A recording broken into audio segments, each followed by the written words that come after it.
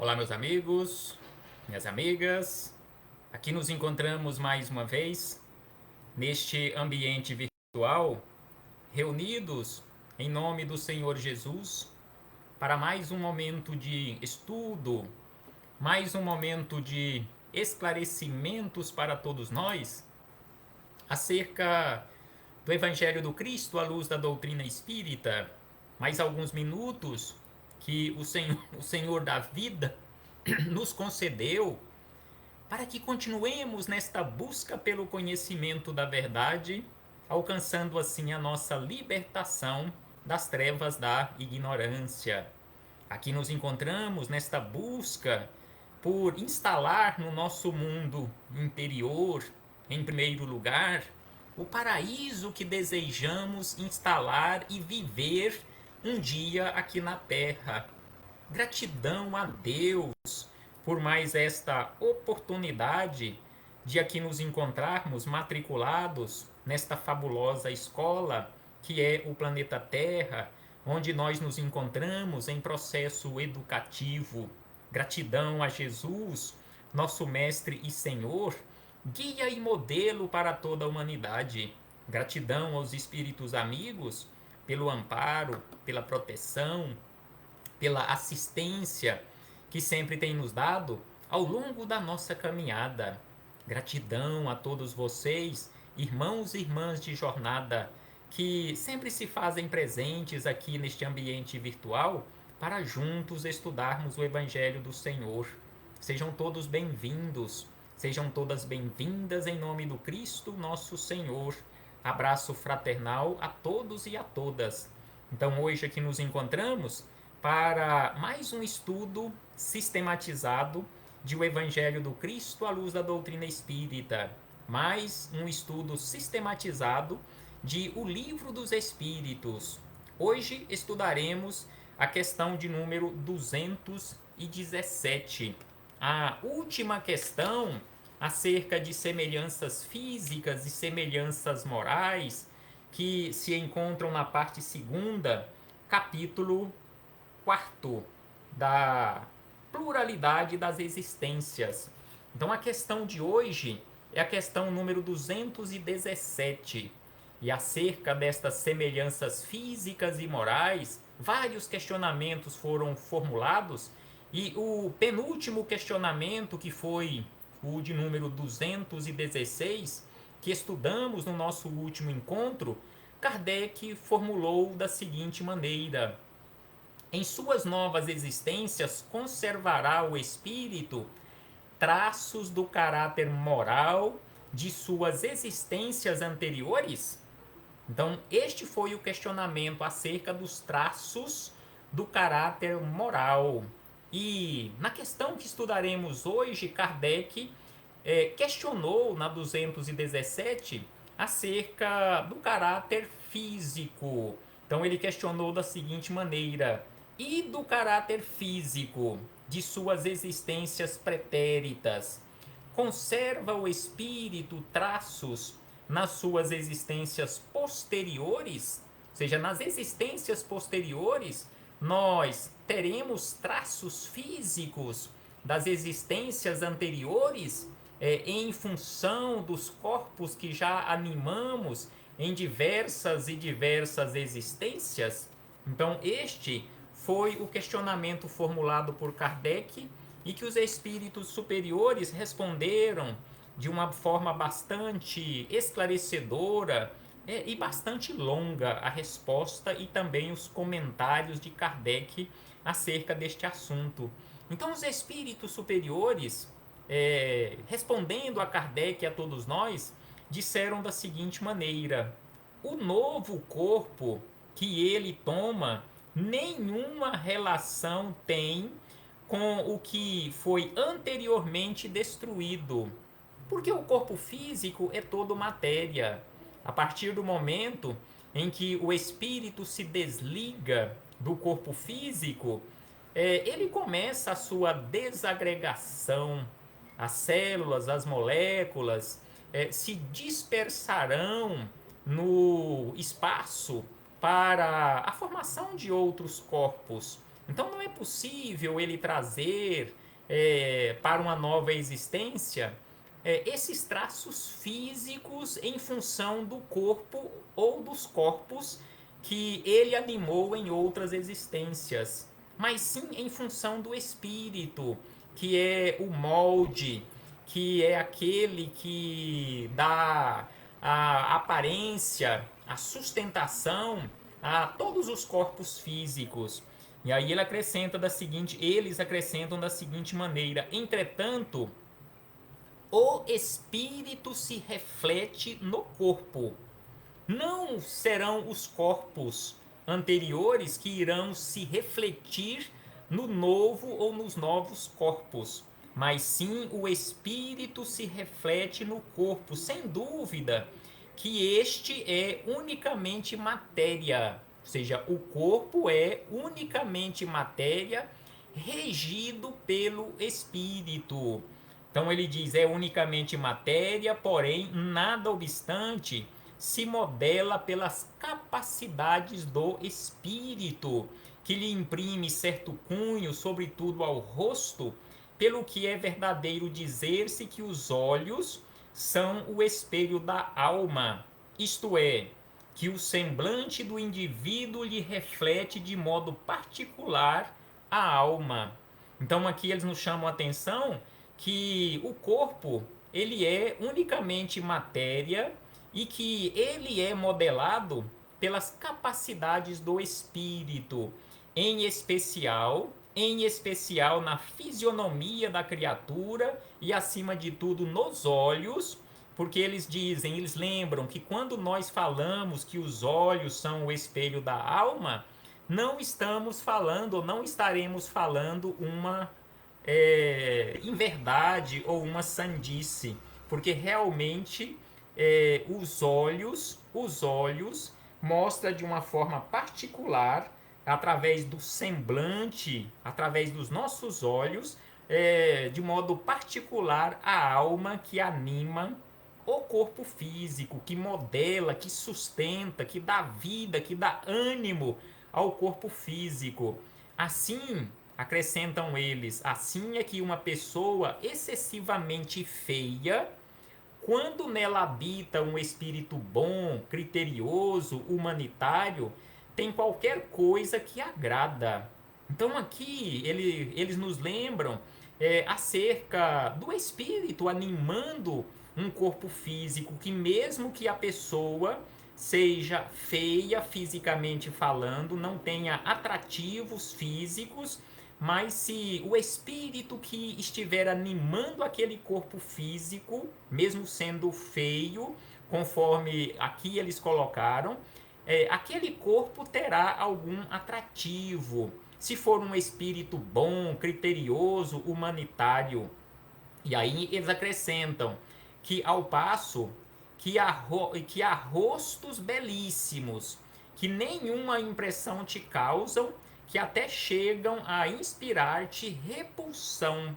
Então, neste caso, eles estão falando que existem rostos belíssimos e que aquele corpo físico é animado por um espírito que não é bom ainda, que não é criterioso, que não é humanitário. Por isso, não tem atrativo, até causa repulsão. Poderia supor que somente corpos bem modelados ou bem moldados servem de envoltório aos mais perfeitos espíritos, quando o certo é que todos os dias deparas com criaturas de bem sob um exterior disforme. Então, não são corpos moldados, bem modelados, corpos belíssimos que são animados por espíritos bons. Via de regra, é o contrário. Corpos feios, corpos sem nenhum atrativo físico, que via de regra são animados por espíritos bons. Porque espíritos bons, espíritos evoluídos, quando em missão aqui na Terra, eles preferem escolher moldar um corpo físico sem atrativos, para não atrapalhar a sua missão. E aí eles acrescentam da seguinte maneira: sem que haja pronunciada semelhança ou parecença, a semelhança dos gostos e das inclinações pode, portanto, dar lugar ao que se chama um ar de família. Nenhuma relação essencial, guardando o corpo que a alma toma numa encarnação com o de que se revestiu em encarnação anterior, visto que aquele lhe pode vir de procedência muito diversa da deste. For absurdo pretender-se que numa série de existências haja uma semelhança que é inteiramente fortuita. Todavia, acrescentam aqui os espíritos amigos, através de Kardec, todavia, as qualidades do espírito frequentemente modificam os órgãos que lhe servem para as manifestações e lhe imprimem ao semblante físico e até ao conjunto de suas maneiras um cunho especial. É assim que, sob um envoltório corporal da mais humilde aparência, se pode deparar a expressão da grandeza e da dignidade, enquanto, sob um envoltório de aspecto senhoril, se percebe frequentemente a da baixeza e da injustiça. Não é pouco frequente observar-se que certas pessoas, elevando-se da mais ínfima posição, tomam sem esforços os hábitos e as maneiras da alta sociedade. Parece que elas aí vêm a achar-se de novo no seu elemento. Outras, contrariamente, apesar do nascimento e da educação, se mostram sempre deslocadas em tal meio, ou seja, pessoas que não fazem parte de uma sociedade de padrão elevado, conforme que eles falaram anteriormente, mas sem nenhum esforço ele consegue se relacionar com aquelas pessoas e até se faz de padrão elevado, ao passo que pessoas de padrão elevado que vivem junto com as pessoas de padrão elevado, que tiveram uma educação refinada, mas que se sentem deslocadas daquele agrupamento, não se sentem fazendo parte daquele agrupamento, de modo se há de explicar esse fato senão como reflexo daquilo que o espírito foi antes, ou seja, não pelos corpos físicos, mas pelo que o espírito foi antes. Que se o espírito tem reflexos da sua ou das suas últimas existências, onde ele viveu em um determinado local da sociedade, com determinados estilos na sociedade, ele trará esses reflexos. Então, assim, fechamos este parêntese, conforme aqui disseram os espíritos amigos, e Kardec anotou e relacionou todos estes esclarecimentos acerca do caráter físico, que não levaremos ou não traremos esta semelhança dos corpos ou do corpo anterior, mas sim do caráter do espírito, porque é o espírito que dá ânimo para este corpo físico. Então, assim, fechamos este parêntese para seguirmos adiante com as nossas reflexões acerca dos traços pretéritos, acerca das semelhanças físicas e morais, encerrando as reflexões acerca deste assunto. Lembrando que no nosso próximo encontro iniciaremos um novo assunto, ideias inatas. Então, no nosso próximo encontro, um novo assunto abordaremos aqui nos nossos estudos. Então, aqui chegamos nas anotações do Espírito Miramês, através da mediunidade de João Nunes Maia, Filosofia Espírita, volume de número 5, capítulo de número 13, comentários à questão 217, traços do passado. Então, Miramês começa da seguinte maneira, que existem certas leis que podem ou não ser aplicadas, isso de conformidade com o lugar e com a pessoa que vai servir de instrumento. Então, existem certas leis que podem ou não ser aplicadas de acordo com e de conformidade com as nossas necessidades. O corpo, diz ele, em formação, nada tem que ver com o corpo que o espírito teve em outra vida. Então aqui ele começa a nos explicar, desde o início da nossa trajetória, quando nos ligamos a um corpo que iniciou a sua formação ali na concepção, no útero materno. Então ele diz que o corpo em formação, ou que se iniciou a sua formação, não tem nada que ver com o corpo que o espírito teve em outra vida. No entanto, ele pode apresentar traços profundos, não em função dos corpos anteriores, dos corpos pretéritos, aqueles traços do passado, mas pela impressão da mente do espírito reencarnante, se este tem essa força já desenvolvida na sua estrutura espiritual. Então, se é um espírito que já tem esta força desenvolvida em sua estrutura, ele poderá imprimir este caráter ou estas características físicas de existências anteriores, se assim ele quiser. Talvez um corpo que ele animou em outras existências lhe marcou mais profundamente e ele queira reviver experiências com um corpo parecido com aquele de outros momentos. E aí ele acrescenta que há casos em que o corpo da presente reencarnação de um espírito parece cópia do outro, mas não em função do corpo anterior, mas em função do espírito já ter desenvolvido força necessária e suficiente para imprimir aquelas características. Não é herança física do passado, mas sim herança moral, herança espiritual.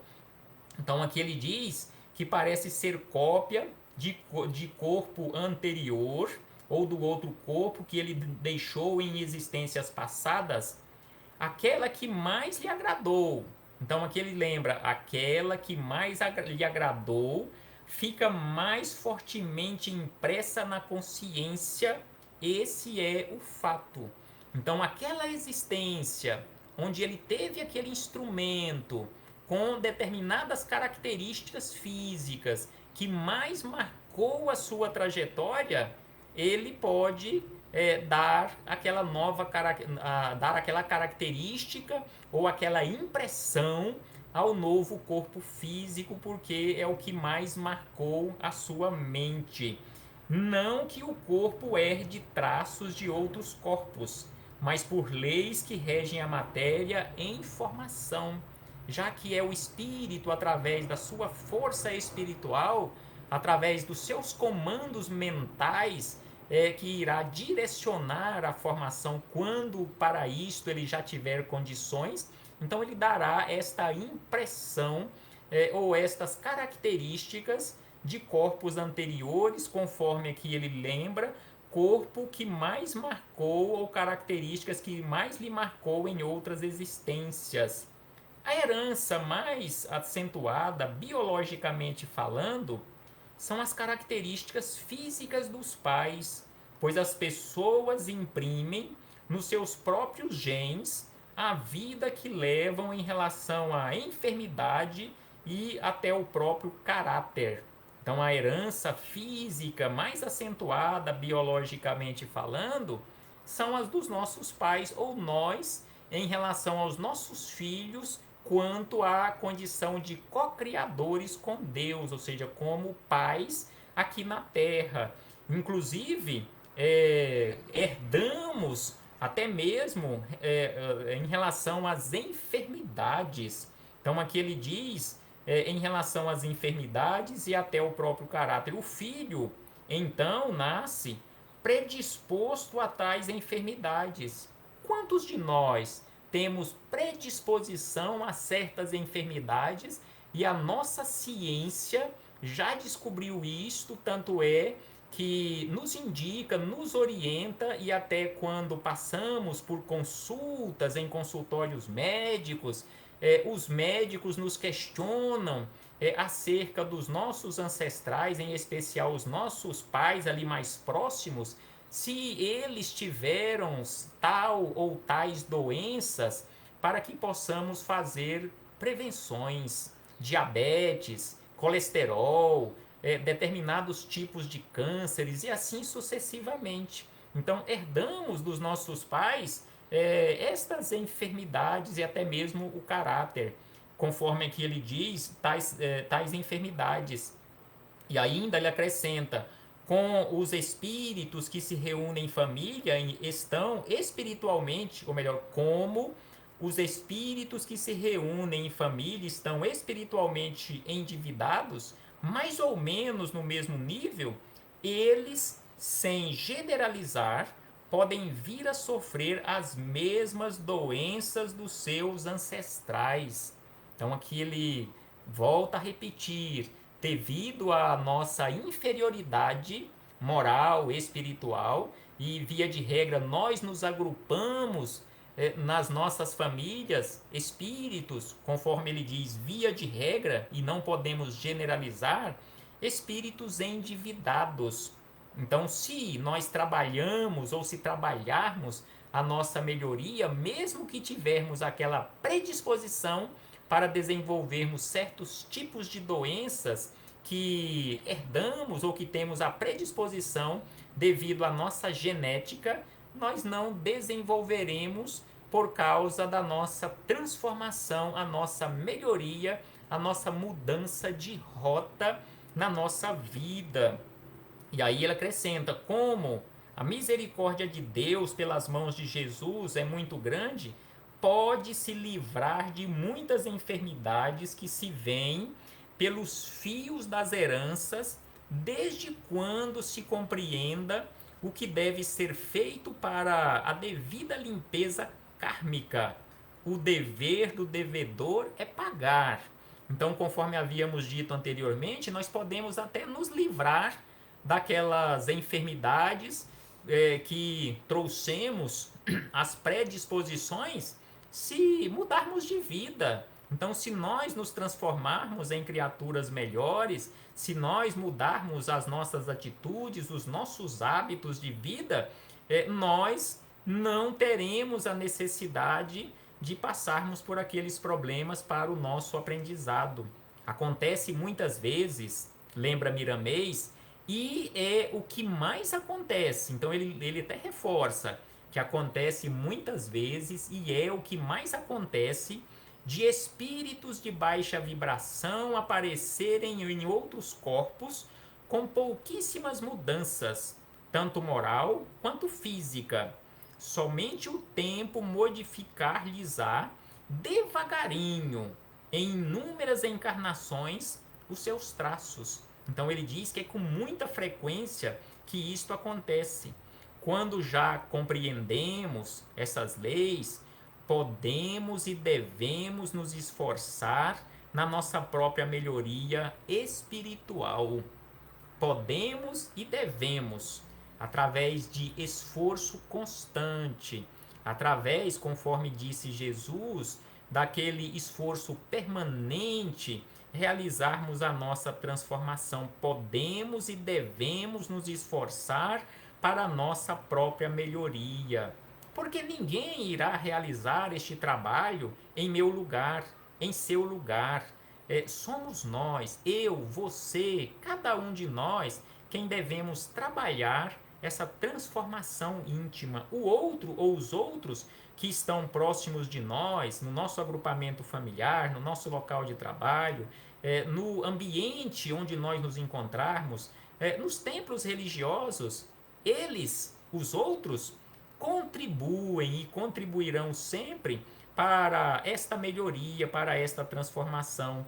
Mas arregaçar as mangas, simbolicamente falando, e trabalharmos realizando a nossa melhoria, a nossa transformação, o nosso despertar espiritual, isso é dever meu, é dever seu, é dever de cada um de nós.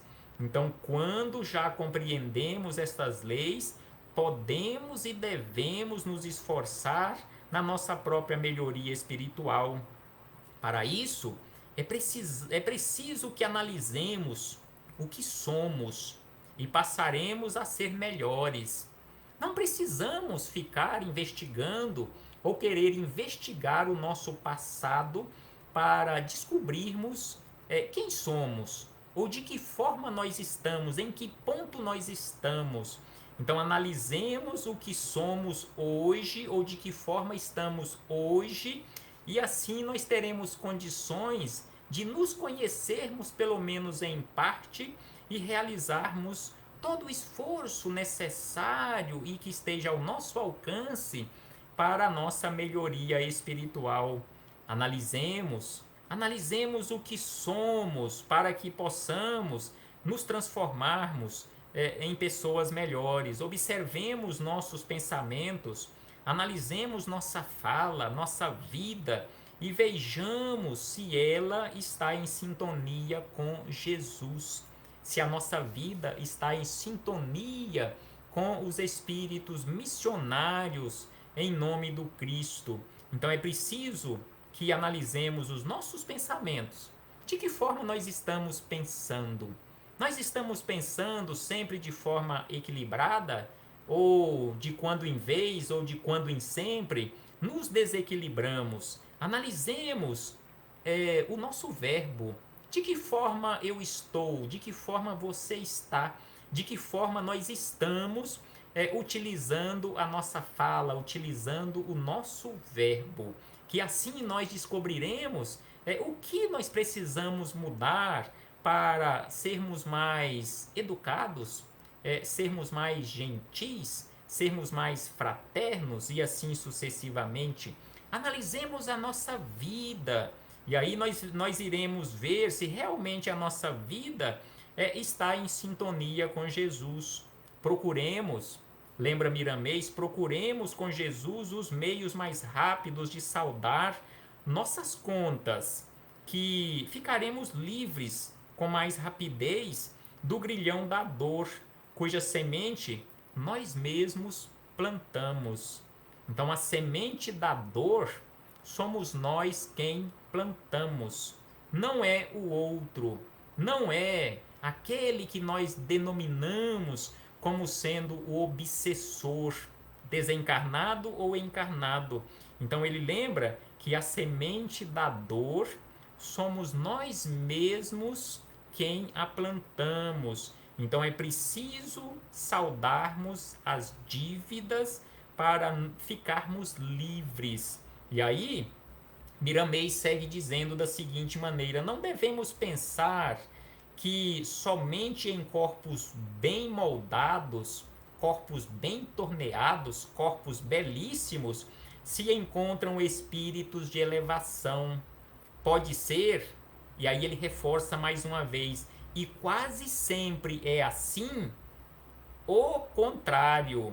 Então aqui ele diz que pode ser e quase sempre é isto que acontece, que é o contrário, ou seja, não são corpos bem moldados, bem torneados, corpos belíssimos que são animados por espíritos de elevação. Via de regra é pelo contrário, e aí ele explica que os grandes missionários, e aí ele diz que via de regra e quase sempre é assim que acontece. Não é pelo fato de um corpo, conforme vimos na resposta dos espíritos superiores ao questionamento de Kardec, não é pelo fato de o corpo ser feio, não ter atrativo, não ter nenhum ou quase nenhum atrativo físico, que podemos chegar à conclusão apressada de que ali está habitando ou animando um espírito de elevação. Nem sempre é assim. E nem sempre, conforme aqui ele reforça, um corpo bonito está sendo animado por um espírito elevado. Então ele diz que os grandes missionários pedem corpos sem atração física para que possam desempenhar melhor a sua missão. Então, via de regra, os grandes missionários pedem corpos sem atração física para não atrapalhar a sua missão. Reconheceremos essas almas pela vida que levam, pela presença benfeitora, pelo amor que despende na sublimação do próprio amor. Analisemos algumas figuras da nossa história. Chico Xavier mesmo, Mahatma Gandhi, Madre Teresa de Calcutá, Irmã Dulce, tantos outros espíritos, o próprio Francisco de Assis, que segundo as suas biografias, não tinha um corpo belíssimo, era um corpo bem franzininho, um corpo sem atrativo, e foi ele quem pediu que fosse assim para não atrapalhar a sua missão. E aí ele acrescenta da seguinte maneira, que reconheceremos com essas almas, reconheceremos essas almas pela vida que levam, pela presença benfeitora, pelo amor que despendem na sublimação do próprio amor. Jesus é o sol espiritual que nos guia a todos. Se queremos melhorar, não nos esqueçamos de Jesus. Ele não nos esquece. Se queremos viver de boas heranças, devemos procurar herdar as qualidades enobrecidas de Jesus, basta que queiramos. Comecemos que Ele ajudar-nos-á na conquista. Façamos a nossa parte, que os céus nos ajudarão. E aí Miramês encerra dizendo: convidamos os pais a observarem os seus filhos, notando o que têm para consertar moralmente e trabalharem com amor, pois Deus opera com todos no silêncio da vida.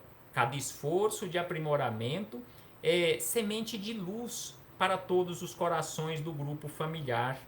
O dever da família, lembra Miramês, o dever da família humana é trabalhar no sentido de todos por um e um por todos.